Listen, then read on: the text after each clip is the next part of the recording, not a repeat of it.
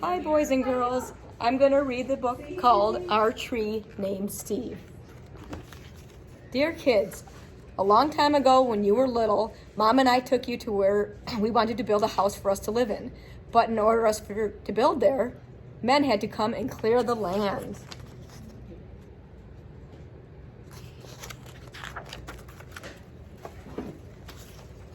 I remember there was one tree, however, that the three of you couldn't stop staring at. Adam thought it was crying, Lindsay said it looked nervous, and Sari, who was the only 2 years old then, couldn't pronounce the word tree and called it Steve. How big Steve is. I love you, Steve, she kept saying, and then Adam and Lindsay started saying it. And before long, Mom and I got the hint and asked the builder to please save Steve. The day we moved in, Steve was there to greet us. There comes big tree, that's Steve.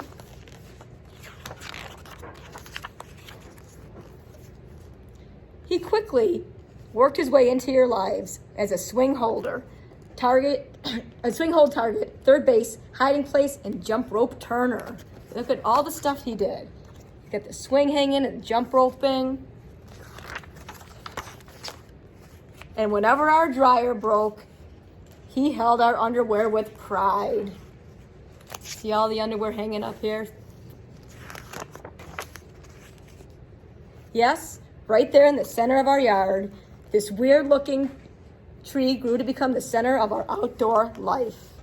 Through all the barbecues, campouts, and dance parties.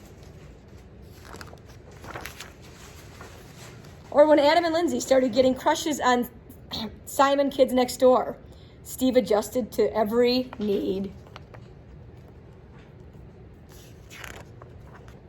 And it wasn't always easy standing tall through the snowstorms in the winter.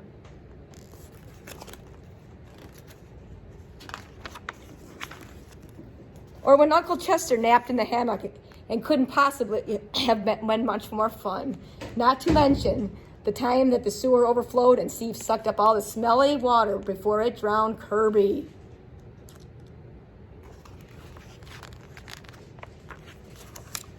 Then got so sick that the tree doctor had to give Steve a haircut that made him look like a big thumb.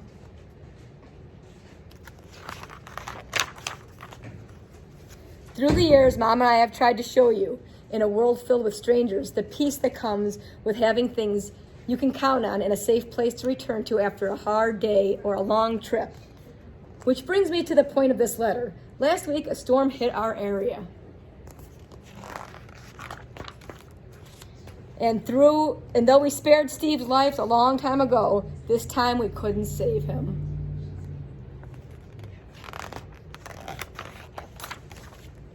Are we sad? Sure we are. But even his final moments, when he could have fallen onto our house, Sari swings Kirby's house or Mom's garden, Steve performed his last trick and protected all of us to the very end. And friends like this are hard to find.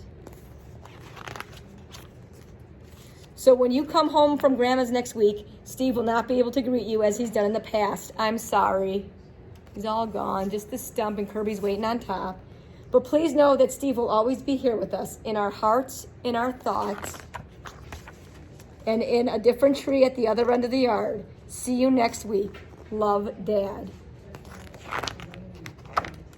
The end. Thank you, boys and girls.